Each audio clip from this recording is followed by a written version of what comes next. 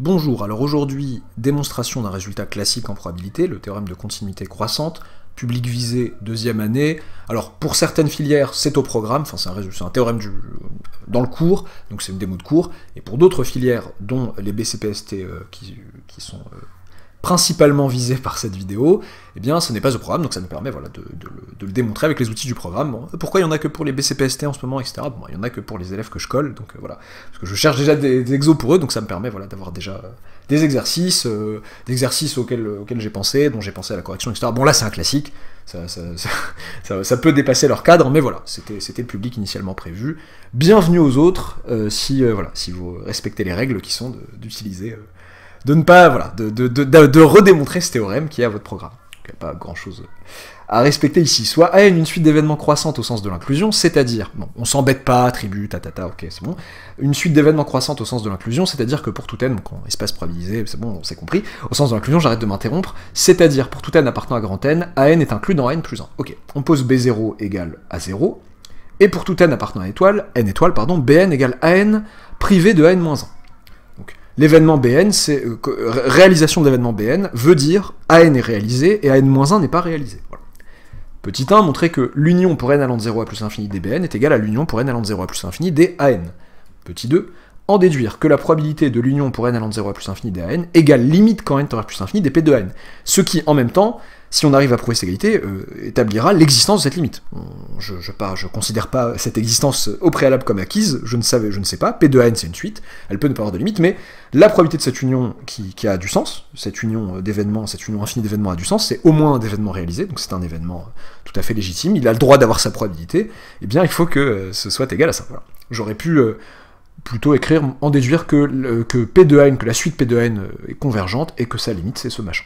C'est parti, vous pouvez vous donner, alors, je parle au BCPST2, une demi-heure de réflexion et de recherche avant de regarder la correction, et ça peut être modulé en fonction des filières, si vous êtes déjà familier avec ce genre de truc ou pas. C'est parti, montrons que l'union qui est ici est égale à l'union qui est là. Okay. Ce qui ne veut pas dire en soi, et ça n'a pas de raison de vouloir le dire, et ça ne veut pas le dire, ça ne le veut pas dire, ouais c'est bizarre à dire mais c'est comme ça, ça ne veut pas dire que chaque BN est égal à chaque AN. Là pour le coup non, pour le coup a priori, à moins d'avoir des conditions particulières, BN c'est AN privé de machin, alors un schéma peut aider en fait, en réalité. AN une suite d'événements croissantes au sens de l'inclusion. A0 qui est là, avec des patates, A1 qui contient A0, donc qui comprend tout ça, A2, etc., j'aurais peut-être dû mettre A1 ici, plutôt, etc., etc.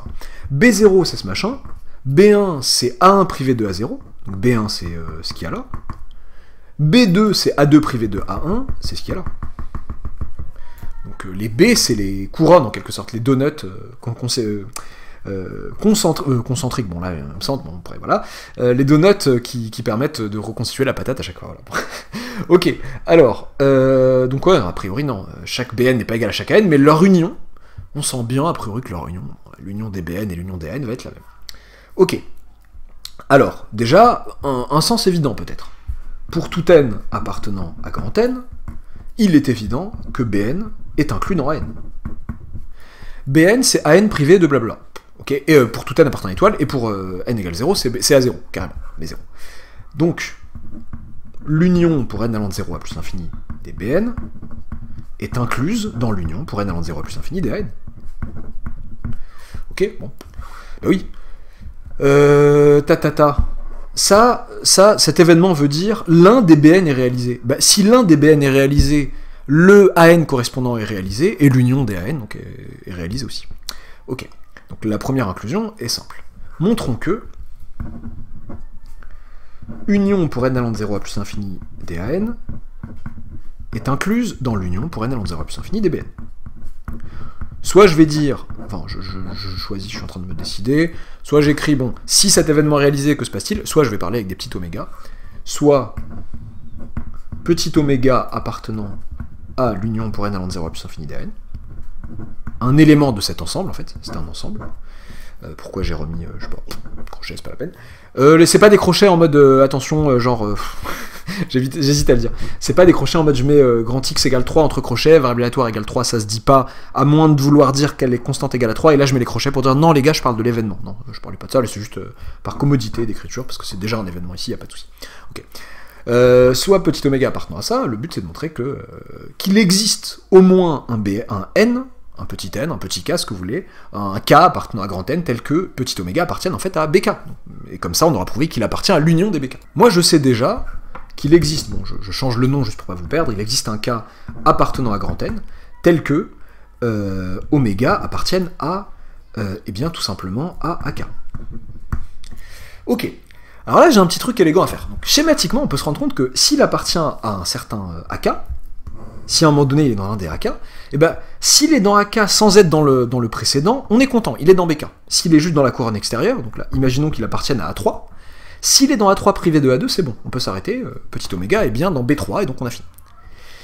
S'il est malheureusement dans A2, en fait, en réalité, je peux être plus précis, dire qu'il est dans A2. Soit il est dans A2 privé de A1 et j'ai gagné et il est dans B2, soit je continue jusqu'à ce qu'à un moment donné, j'arrive au fait que forcément, s'il a pas respecté ma condition d'être dans un AK, dans un AI, sans être dans le AI-1, et ben s'il a jamais fait ça jusqu'au bout, ben, au final, il sera dans A0 qui est B0.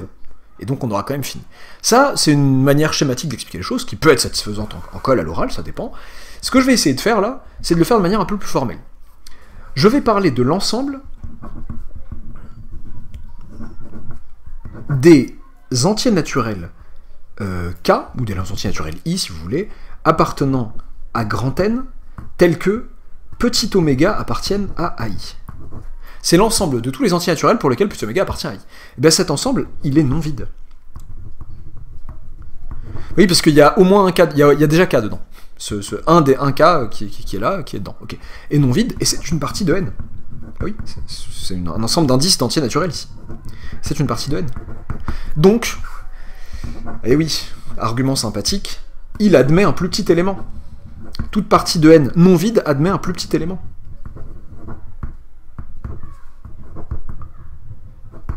Un plus petit élément, je ne sais plus parler, qui s'appelle K0 par exemple, que je vais appeler K0.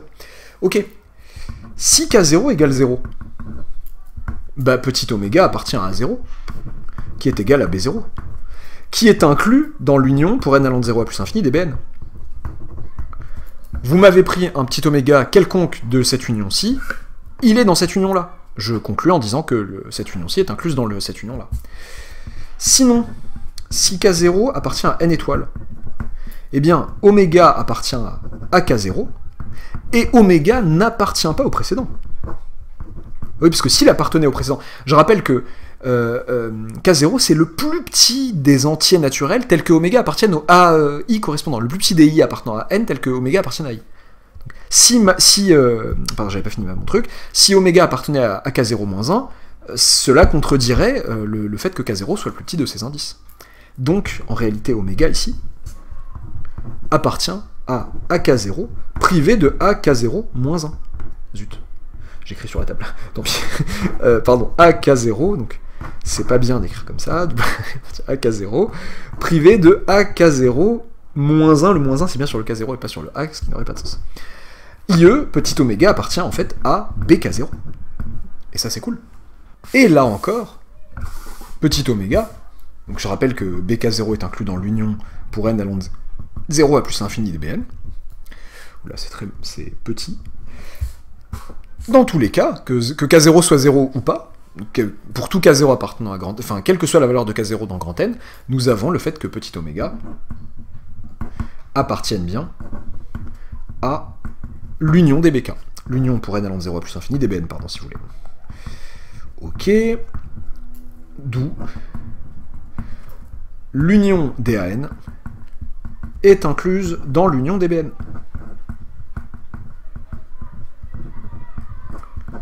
Par double inclusion, on va se permettre de l'écrire, trop souvent à l'oral les choses, par double inclusion, eh bien l'union des AN est égale à l'union des Bn. L'union des AN est égale à l'union des Bn. Ok, sympa. Que me demandait-on ensuite? Petit 2, en déduire que la probabilité de l'union pour n allant de 0 à plus infini des AN est égale à la limite quand n à plus infini des probabilités de AN. Ok. Bon, si on m'a fait montrer cette égalité, c'est peut-être potentiellement que j'écrive, déjà, peut-être, que la probabilité de l'union pour n allant de 0 à plus infini des AN n'est autre que la probabilité de l'union pour n allant de 0 à plus infini des Bn. Et là, si je raisonne un peu de manière scolaire, en tant qu'élève, en disant, bon, bah, j'ai pas dans mon cours tant de résultats que ça sur des histoires de probabilité d'union infinie ou que sais-je. Qu'est-ce qui serait peut-être plus avantageux sur les Bn? Et qu'est-ce qui fait que j'étais un peu vache? La plupart des énoncés de problèmes, qui vous font redémontrer ce théorème-là, de continuité croissante, vous demandent de remarquer quand même quelque chose sur les Bn, que vous avez peut-être remarqué. B0 c'est lui, B1 c'est lui, B2 c'est lui, B3 c'est lui. Les Bn sont, contrairement aux N, sont des événements 2 à 2 incompatibles. Si on parle d'eux en tant qu'ensemble, ce sont des ensembles 2 à 2 disjoints. Ok. Est-ce que je le montre? Oui, bon, pareil. Là, à l'oral, je pense qu'une explication schématique comme ça passerait largement. C'est assez évident que les BK sont 2 à 2 incompatibles. Maintenant, si je veux le prouver, montrons que les Bn sont 2 à 2 incompatibles. Alors, soit IJ appartenant à N tel que I différent de J. Sans perte de généralité, je peux considérer que I est strictement inférieur à J. Et au pire, si J est strictement inférieur à I, vous faites la même chose en changeant les noms. Ok. Soit oméga appartenant à BI.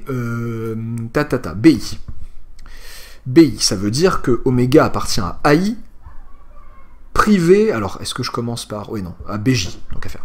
À AJ, privé de AJ-1. Alors, I strictement inférieur à J, ça fait que J appartient à une étoile, forcément. C'est le plus grand strict des deux, il est dans une étoile. Il peut pas être égal à 0.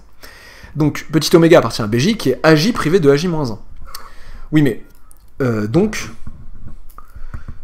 pour tout cas appartenant à 0J-1, oméga n'appartient pas à AK. Oui, je rappelle que AN est croissante au sens de l'inclusion. Si vous interdisez à votre pauvre petit oméga d'appartenir à J-1, d'appartenir à A5, mettons, eh ben il ne peut appartenir à A5. En fait, A5, je rappelle que c'est AJ-1 ici, c'est l'union des AK précédents, jusqu'à lui-même. Par continuité, par croissance, au sens de l'inclusion, tout simplement. Donc si vous lui interdisez d'appartenir à J-1, vous lui interdisez d'appartenir à A0, A1, jusqu'à J-1. Donc oméga n'appartient pas à AK, et en particulier, oméga n'appartient pas, parmi les cas entre 0 et J-1, il y a I. Oméga n'appartient pas à I. Donc, oméga n'appartient pas à BI non plus, parce que BI est inclus dans AI. Ok, donc si vous êtes dans BJ, vous ne pouvez pas être dans BI. BI et BJ sont incompatibles. Là, je parle en tant qu'événement, et si je parle en tant qu'ensemble, en BCPST, on fait... c'est pas un amalgame du tout choquant, il n'y a pas de problème. On se permet de switcher de l'un à l'autre, oui, en fait, avec la notation événement, avec la façon de parler qui est celle des événements, on dit souvent en incompatibilité, et si on raisonne sur nos événements en tant qu'ensemble, effectivement, à chaque fois avec les petits omégas qui appartiennent à ces événements, qui sont les éléments de ces ensembles, eh bien, on peut parler de... Je perds mes mots. disjoints, waouh. Donc BI et BJ sont incompatibles. Ok, très bien. Donc les BN sont 2 à 2 incompatibles, il n'y a pas de souci. Donc, le cours me permet de dire, par sigma additivité, la probabilité de l'union pour n allant de 0 à plus infini des Bn n'est autre que la somme pour n allant de 0 à plus infini des P de Bn. Et la série, donc j'aurais pu plus sympa à dire, la série des P de Bn converge et j'ai ça. Comme ça c'est plus doux que bam, voilà la somme de la série, et après je vous dis, bon bah en fait elle converge. Voilà. La série converge, la série qui est ici converge, et en fait la probabilité de cette union, qui a toujours du sens, est égale à cette somme-là. Ok, mais moi ce que je dois montrer, c'est que la probabilité de l'union qui est ici, qui est aussi la probabilité de l'union des n, en fait, je rappellerai à la fin, il faut que je montre que c'est la limite quand n tend vers plus infini des P de AN. Qu'est-ce que ça vient faire ici? Eh bien là, je reprends mon schéma. Je suis en train de sommer jusqu'à plus infini P de Bn. En fait, ça c'est la limite aussi, par définition de cette somme de série, c'est la limite quand grand n tend vers plus infini de la somme pour n allant de 0 à jusqu'à grand n des P de Bn. Ok. Sauf que, si vous regardez vos BI, vos B petit n successifs. B0, B1, B2, B3, etc. La somme de vous regardez la somme de leurs probabilités.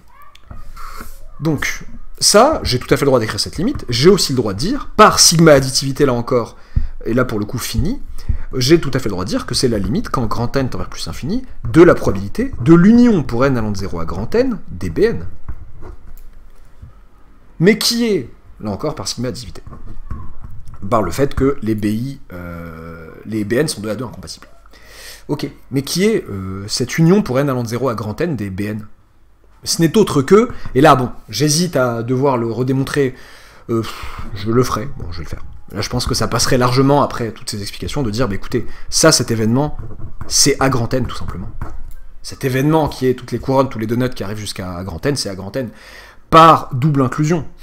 Par double inclusion, si petit oméga appartient à ça, il appartient à l'un des BI, donc au AI correspondant, donc à grand N par continuité, par croissance, il faut que j'arrête de dire continuité croissante, qui est ce que je cherche à démontrer, par croissance au sens de l'inclusion de la suite des événements AN, et si je suis dans A grand N, oui c'est très simple, si je suis dans A grand N, pardon, j'ai été interrompu et j'en ai perdu le fil, je disais, oui, si, je me rappelle d'avoir dit un truc comme ça, si petit oméga appartient à A grand N, alors je peux redémontrer de la même manière que ici, si je veux pas le faire schématiquement, démontrer en fait que j'aurais pu, d'ailleurs ça aurait été sympa de ma part, de poser au départ, montrer que ça, et montrer que l'union finie des B machin égale à grand N, voilà. De la même manière, si je veux vraiment le faire de manière formelle, je peux démontrer qu'il existe un petit k entre 0 et grand N, tel que petit oméga appartienne à petit k, donc ce qui prouve l'égalité des deux ensembles, et ce qui prouve le fait que cet ensemble égale phi, et limite quand N est infini de P de A grand N, qui n'est autre donc, à changement de lettre près, que la limite quand petit n tend vers plus l'infini des P de A petit n. J'ai promis que j'allais le rappeler, même si c'est un peu artificiel. Je rappelle que ça, ce n'est autre que la probabilité de l'union pour n allant de 0 à plus infini des n aussi. Ok, j'obtiens ce fameux théorème de continuité croissante. J'ai hésité, bon j'avais peur de faire un peu long et c'est le cas, en parlant aussi du théorème de continuité décroissante. Donc si maintenant j'ai une suite, si ma suite AN, si AN est décroissante au sens de l'inclusion, eh bien en fait vous pouvez établir de la même manière que la probabilité de l'intersection des AN est égale à la limite quand n tend vers plus infini des P de AN. Cette même chose. Vous pouvez le redémontrer facilement, là pour le coup, je vous donne la recette rapidement, en disant, bon bah, si je suis dans cette situation, je constate et je montre facilement que les AN bar forment une suite croissante au sens de l'inclusion, d'événements qui est croissante en tant que suite au sens de l'inclusion, et donc je vais pouvoir appliquer au AN bar ce que j'ai là, mais donc là j'ai la probabilité de l'union des AN bar qui est égale à la limite des probabilités de AN bar, et ensuite ce qui va être sympathique c'est que la probabilité de AN bar c'est 1 moins la probabilité de AN, et la probabilité de l'union des AN bar c'est 1 moins la probabilité de l'événement contraire. Donc, le contraire, je rappelle que le contraire de l'union des AN bar, l'événement contraire de tout ça, ce n'est autre que l'intersection des contraires des AN bar, et les contraires des AN bar, c'est les AN bar bar, c'est les AN. Ça tombe bien, voilà. Voilà, et vous arrivez facilement à votre résultat, j'espère que ça vous aura plu, désolé pour l'aspect un petit peu brouillon par moment. On pourrait croire que c'est voulu pour se donner un style, etc., mais pas plus que ça, mais voilà. J'espère que ça vous aura plu, n'oubliez pas de vous abonner si ce n'est pas encore fait, d'activer la petite cloche des notifications, pardon, et à bientôt pour une nouvelle vidéo.